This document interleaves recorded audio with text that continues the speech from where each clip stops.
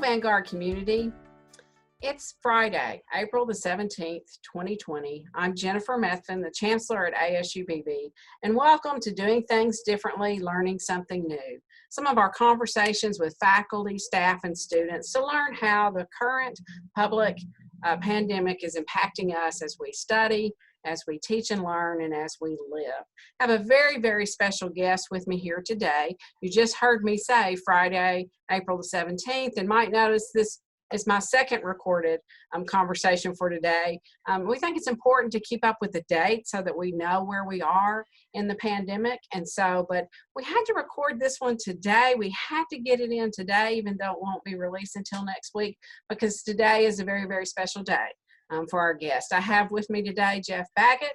He is the coordinator of our maintenance and physical plant on the Heber Springs campus, and this is his last day with ASU-Beebe Heber Springs before his retirement. Welcome, Jeff. Why don't you tell everybody a little bit about yourself? Well, I have been with ASU-Beebe since 2013. Well, actually 2007. It has been 13 years. And I was here when the construction on the new campus was about 30% complete, so I got to be involved in a lot of that. And I have seen a lot of changes come about, seen a lot of faces, come and go, but it has been an honor and a pleasure to pull up into this campus every morning. I mean, we've got Sugarloaf Mountain here. I get to see that every morning. I'm thinking, gosh, I get to work here. It has been a wonderful experience, and it is really tough, walking away from this, but it's time to retire. Well, might I say you've done an exceptional job of taking care of that campus and helping us build that campus, and it's going to be very odd to walk into the building and not run into Jeff. It's going to be very odd.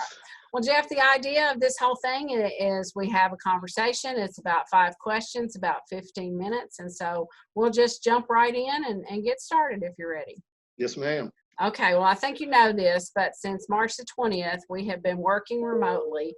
And of course, that is not quite true for folks like me and you who have essential duties that have to happen on campus. But talk to us a little bit about how this experience has been for you and what the tough parts have been. Well, most of our work in facility maintenance is hands-on. It requires us to actually physically be here on campus. Technology has allowed us to perform some of the tasks from home, but the buildings and grounds still have to be maintained and monitored. Being unable to work in close proximity has probably been our biggest challenge, because a lot of things we do, we work together on. And that's been the biggest drawback. We've had to take precautions to make sure that we didn't spread or come in contact with the virus anywhere. Our cleaning people have done an excellent job at coming in and disinfecting, but campus security has been really good, helping us make sure the buildings stay secure. And the cleaning people have done a good job on the areas that where contact is unavoidable, where we do have students coming in and out. They've stayed on that and made sure those were disinfected. But that's our biggest challenge. We're still getting things done. We're just in different spots and doing different things. Right. And so Cleveland County has been one of those areas that were among the first in Arkansas to get several cases. And so the Heber Springs campus was the first one we closed for a day to do a deep cleaning. Absolutely. But it's also one of our campuses where we probably have the most students who are coming in on a daily basis to the Advising and Learning Center to have computer access. Yes, ma'am. As well, and that's important as well. So that's a lot to deal with on a day-to-day basis. Well, do you think we're learning anything, Jeff, that'll help us serve students and work with one another better when this is over? I feel like we are. Myself, I've learned not to take for granted that, we're always free to come in and open the buildings and have students come in and give them what they need. I feel like we should always have a backup plan, and I think that our IT department, administration, and faculty and staff have all stepped up during this totally unforeseen crisis and we'll be ready if anything like this should ever happen again. I just think everybody's gone above and beyond. I have. It's been pretty incredible. I'll agree with you. Has anything about this been personally challenging to you?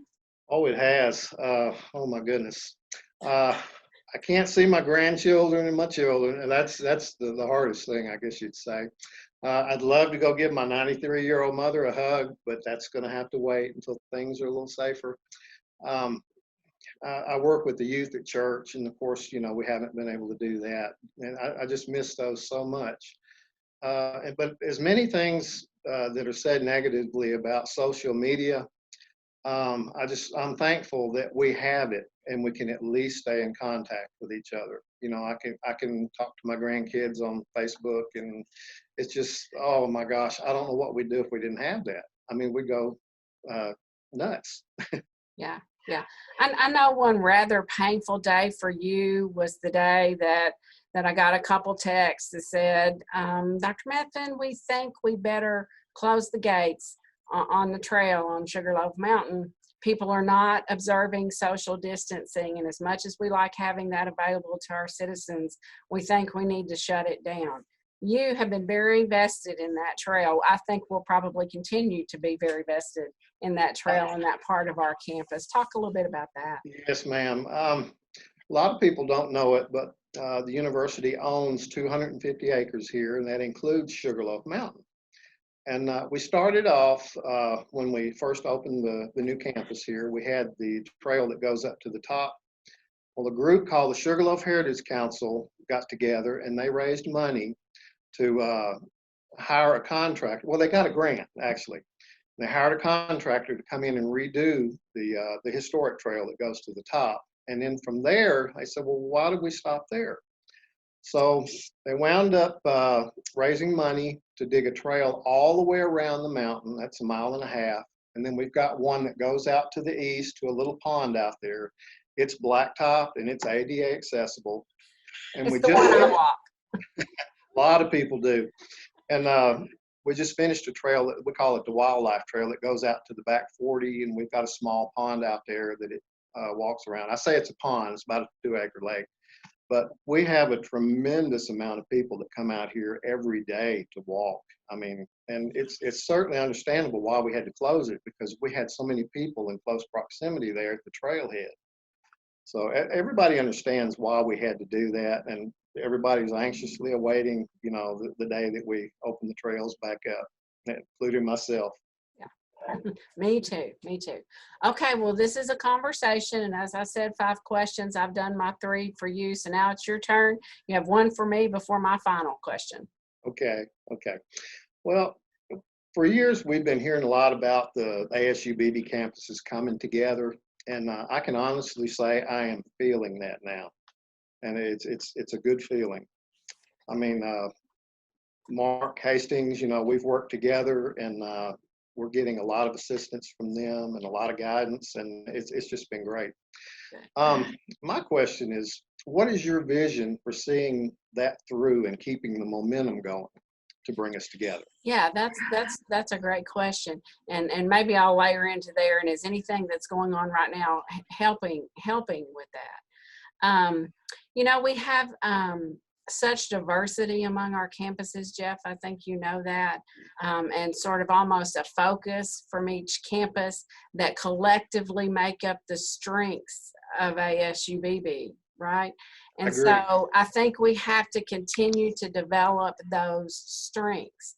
You've mentioned the trail and Sugarloaf Mountain. I would also mention an exceptional setup on the Heber Springs campus that makes bonding with students, connecting with students, noticing when they're not there, noticing when they're stressed, is particularly an asset to the way the Heber Springs campus is set up.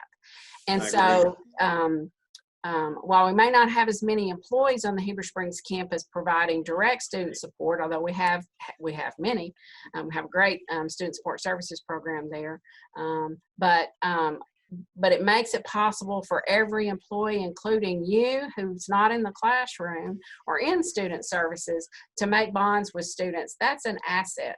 The natural beauty there, what they're able to do in science classes there, It's just an asset. And we could say that for every campus, the Heber Springs campus, Little Rock Air Force Base campus, Searcy campus, and all of the career and technical education programs that are available there, housing and some unique things on the Beebe campus. We have to continue to develop each and every one of those strengths.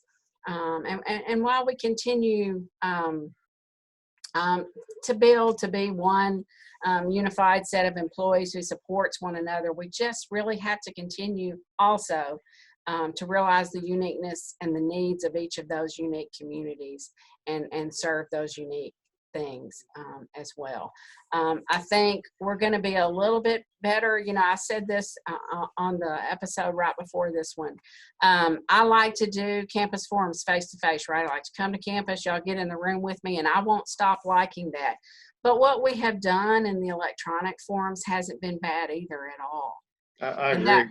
Yeah, and that brought us all of us together at one time with nobody getting in a car and totally disrupting their day. You know, I think that tool in itself showed me we can do a little bit more of that, you know, as well. Now, I still want to do the things that I currently do.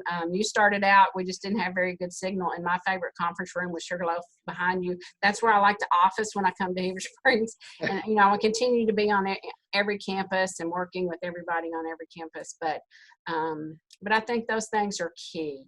We got to balance those two things and continue to balance those two things. What is unique about each campus and what we can do to develop those things, and then how we still move together as one and support one another. So. Yes, ma'am.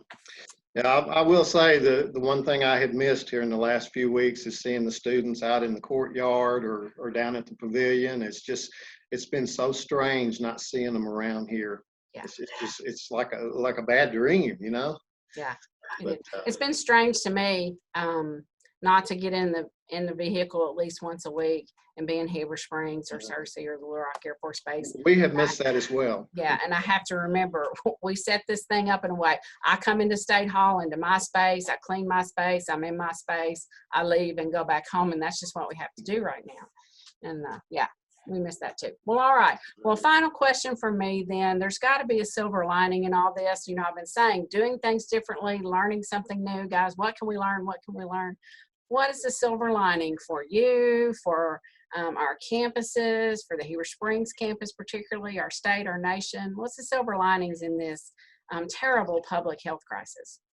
Well, my take on that, we as a society have become so distracted by so many things, sports, technology, mobility, you know, we can get in our car and take off.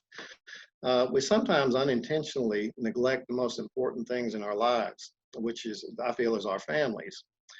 Not intentionally, but because there was simply not enough time in the day for everything that we do. The pandemic, as horrible as it is, has forced us to take a step back from all of that and revisit the simpler things that we have grown too busy to enjoy. My hope is that families and communities will be drawn together, closer together, and that we as a nation will never again take for granted the things that we assumed would always be there.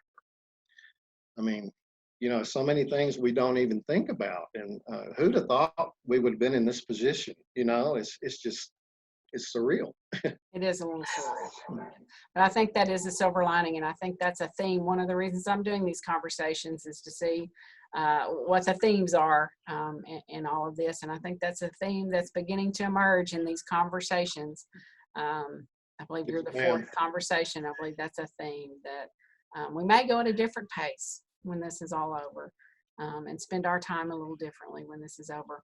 Well, Jeff, happy birthday. Is today's also actually your birthday? Tomorrow's my birthday. Tomorrow's your birthday. Okay. Yes, and today is great. We're going to have a virtual retirement celebration here this afternoon. I'm looking forward to that. Thank you for your 13 years of service. Yes, ma'am. It's been an honor. You just have so much to be proud of at the institution. So thank you so much. Thank you. I've enjoyed our conversation, Jeff, and I've enjoyed having the folks who are joining us for these conversations. Please continue to follow us. Up next will be Carol Hartsfield, who is an education professor on the Heber Springs campus. She'll be our next episode. Continue to follow us, learn with us, learn how we're doing things differently, and learning something new. Thank you. Thank you.